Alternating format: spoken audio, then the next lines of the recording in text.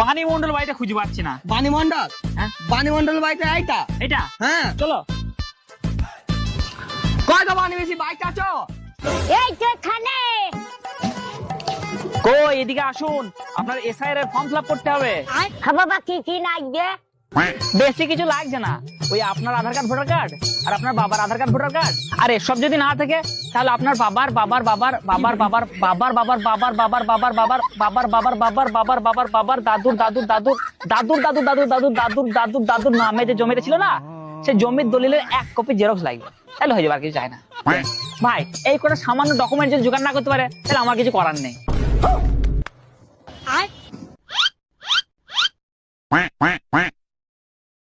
সরাসরি বললেই বাতিল যে বাংলাদেশ পাঠিয়ে দেবো। এত নাটক করা কি দরকার ছিল?